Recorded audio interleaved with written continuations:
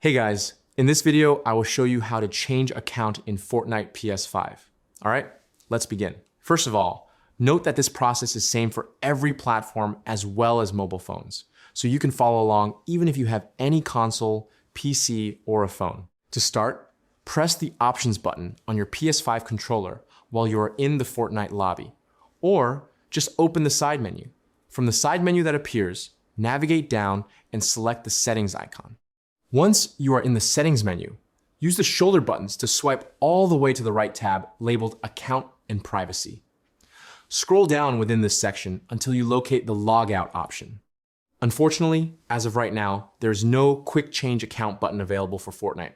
On the PS5, you must manually log out of your current account by selecting this option and confirming your choice.